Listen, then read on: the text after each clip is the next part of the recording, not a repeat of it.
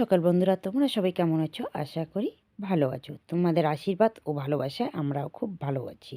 তো আজকে আমি ব্লগটা সকাল সকাল শুরু করেছি, কারণ এইদিকে দেখো আজকে কি কুয়াশা পড়েছে।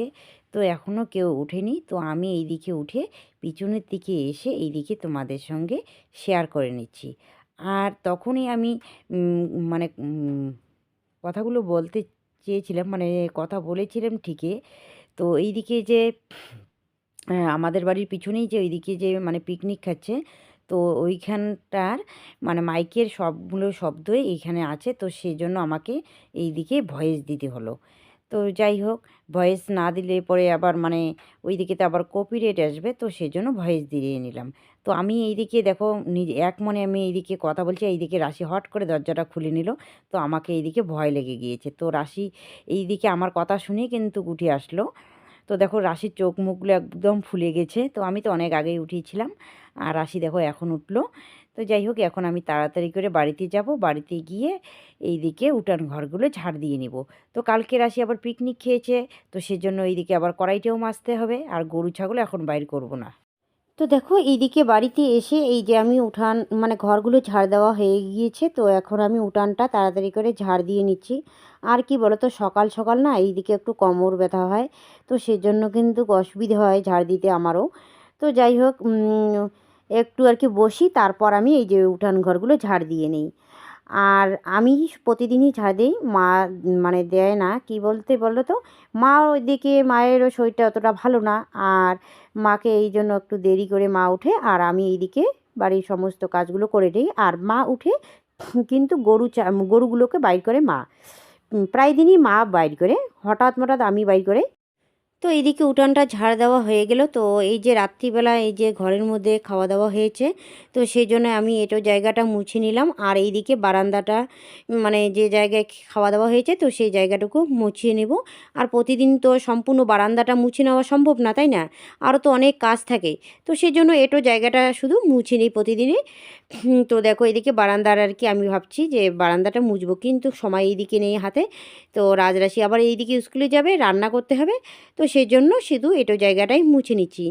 আবার ওই দিকে ওই ঘরে মানে রাজের বাবা ওইদিকে ওই ঘরে খায়, রান্নাঘরে খায় না, রাত্রিবেলা ওই ঘরে ভাত নিয়ে যায়, তো ওই দিকে আবার ওই ঘরটাও আর কি মুছতে হবে, শুধু মেঝেটা মুছে নেব।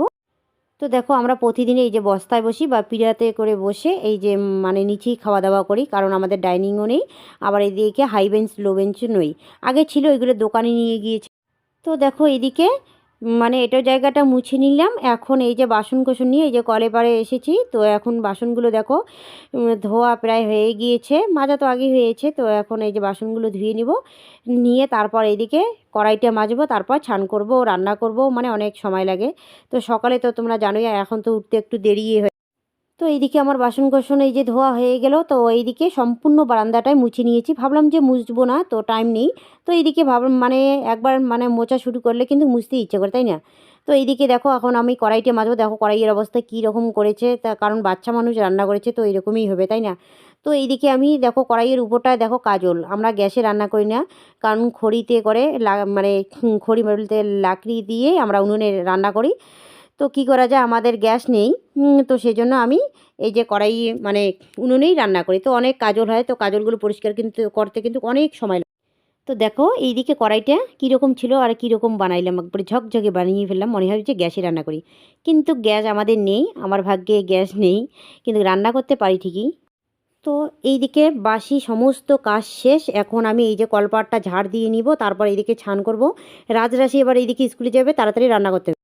তো এইদিকে ছান করে এইদিকে আমি আগে চা বানিয়ে দিয়েছি সবাইকে, সবাই চা খেয়ে নিয়েছে, তো আমি খাই নেই। তো এইদিকে ভাতটা বসিয়ে দিয়ে এইদিকে ঠাকুর মুছে এসে তারপর এইদিকে আমি চাটা খেতে বসে পড়েছি। তো চাটা খাবো, এইদিকে আবার ভাতটা হয়ে যাবে, এইদিকে রান্না করতে হবে। মানে কি রান্না করব না করব সেটার একটা ব্যাপার আছে না, তাই না? তো যাই হোক, এইদিকে আমি তাড়াতাড়ি করে চাটা খেয়ে নিয়ে তো রান্নাঘরে চলে যাব, কি রান্না করব না করব।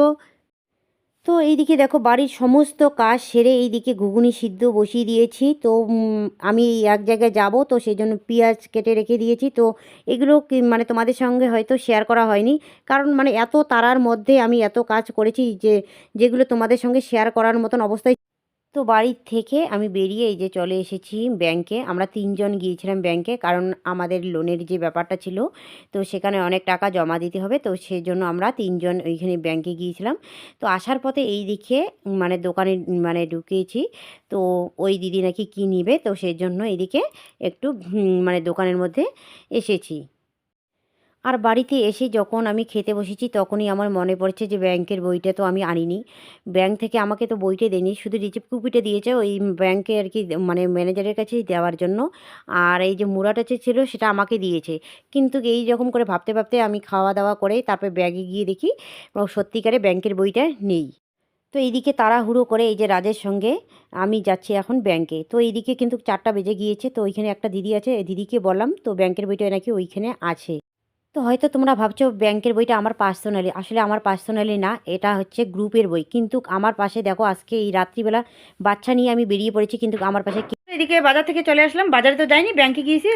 ব্যাংক থেকে ওইদিকে বাজারে ওইখানে দোকান থেকে রাজ 2টো পুরি নিয়ে এসেছে। আর এই যে 2টো পুরির রাশি একটা আর রাজ একটা। আর রাশি একটু মাকে খাইয়ে দিল আর রাজ একটু আমাকে দিবে, বাস হয়ে যাবে। আর কি দরকারে গিয়েছি তো তোমাদের সঙ্গে সেটা পরে শেয়ার করে নেব, কেন রাত্রিবেলা এরকম করে ছুটে গেলাম।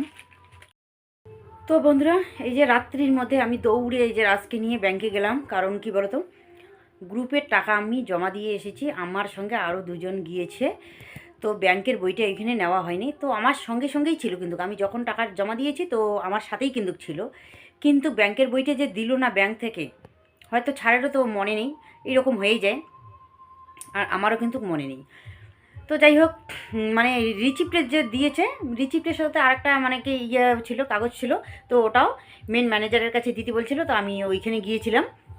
তো আমাদেরকে মনে করে মানে ইয়েটা ছিঁড়ে দিয়েছে, মুড়াটা ছিঁড়ে দিয়েছে, কিন্তু রিসিপ্ট কপিটার ইয়েটা কিন্তু। আর ওটা তো জমা নিয়েছে ওখানে, কিন্তু ব্যাংকের বইটা যে দিল না, আমার ওর তখন মনে ছিল না। আর আমার সঙ্গে সঙ্গে যে আর 2জন গিয়েছে তাদের তো আবার ওইটুকুও মনে নেই। মানে একসঙ্গে যাওয়ার উদ্দেশ্যটা কি বলো তো? মানে এতগুলো টাকা জমা দিব, আমার হয়তো কিছু মনে না থাকতে পারে, ওদের তো থাকবে। তাদেরকে তো এই জন্য নিয়ে যাওয়া, তাই না? তো ওদের মানে ওদেরও কিচ্ছু মনে নেই। তো সেজন্য বাড়িতে চলে আসলাম। তখন আমি ভাত খাচ্ছি আর মনে মনে ভাবছি যে ব্যাংকের বইটা তো ওইখান থেকে দিল না।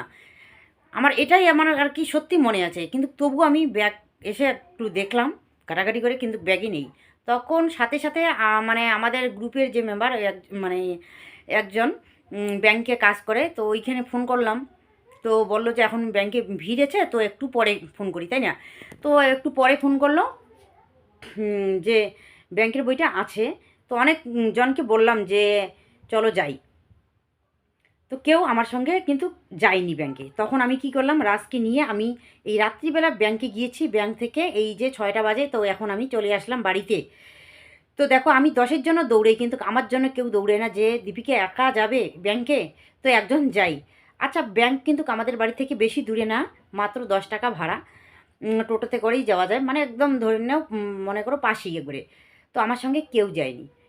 তো দেখো এটা কিন্তু ঠিক না।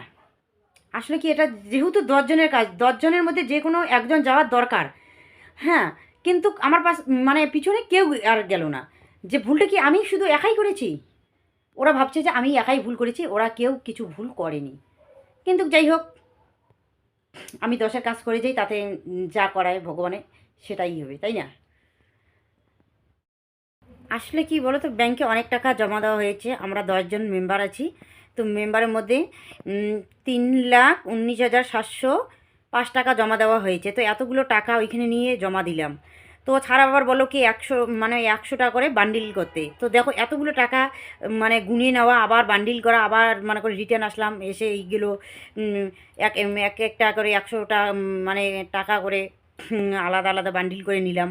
তারপর জমা দিলাম। অনেক কাজ থাকে, আবার এইদিকে ফর্ম ফিল আপ করা, এটা করা ওটা করা। কিন্তু ওরা আমার সঙ্গে গেল, কিন্তু সঙ্গে যাওয়ার পর মানে এই কাজটা যে ভুল হয়ে গেল। আসার পথে ওরা বললো না যে এইরকম মানে হলো যে ব্যাংকের বইগুলো ঠিকঠাক আছে কি না। একসাথে যাওয়ার উদ্দেশ্যটা কিন্তু এটাই, যে আমার কিছু মনে না থাকবে, ওরা বলবে, ওদের কিছু যদি মনে না থাকে আমি বলে দেবো, তাই না? তো যাই হোক, কিছু করার নেই। আর যারা সত্য পথে চলে না, তাদেরকে এইরকম করেই মানে শাস্তি দেয় ভগবানে। এই যে নিয়ে যাবে আসবে, নিয়ে যাবে আসবে, আমি যত সত্য পথে চলতে চাই ততই আমার কেন যেন এইরকম হয়। আর এই যে এইগুলো কথা যদি আমার বাড়িতে জানে, বাড়িতে তো মানে ঝগড়া তো লাগবেই, বলে তো লাভ নেই। আসলে আমার কপালে আজকে দুঃখ হয়েছে। তো যাই হোক, সেটা আমার ভাগ্য, করার তো কিছু নেই। আর বাড়িতে যে মানে ঝগড়া লাগবে সেটাও আমি জানি, ভালোভাবেই জানি। মানে এই যে 10 জনের জন্য আমি একে একে 3 দিন 4 দিন আমি রামঠাঙায় গিয়েছি, পর 4 দিন বাড়িতে কাজ ফেলে বাড়িতে মাকে কাজগুলো রেখে গিয়েছি। হয়তো মাও মনে মনে রাগ করবে যে এইরকম করে আমি দৌড়ে বাড়িতে সব কিছু কাজ ফেলে থুয়ে, কিন্তু সেটা 10 জনের মধ্যে কি একজনও বুঝে না? কেউ বুঝে না। তবুও বাড়িতে অনেক ঝগড়াঝাটি করে বাইর হয়ে যেতে হয়, মানে ধাওয়া তো দিবেই, তাই না? কম বেশি ধাওয়া দিবেই। কিন্তু আজকে দেখো এরকম হলো, কিন্তু আমার পিছনে কেউ গেল না। আমি কিন্তু 10 জনের পিছনে আছি, কিন্তু আমার পিছনে কেউ আর গেল না এখানে। আমি একাই গেলাম, আমার ছেলেকে নিয়ে গিয়েছি। এটাই আমার বলার ছিল আজকে।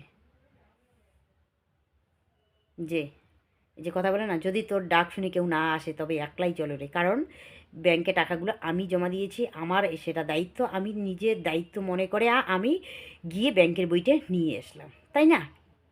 কিন্তু সেটা কেউ মনে করলো না, মনে সবাই ভাবলো যে আমি ভুলটা করেছি, আমি গিয়ে নিয়ে আসবো। কিন্তু এটা ভাবলো না যে যদি মানে বইটা যদি পাওয়া না যায় তাহলে কী হবে, 10 জনেরই তো ক্ষতি হবে, তাই না? কিন্তু আমি জানি আমি যতই ভালো কাজ করি কোনো দিনও আমি সুনামটা কারো কাছ থেকে আমি কোনো দিনও পাইনি, বাড়ি কি টাড়ি বা 10 জনের গ্রুপ থেকে।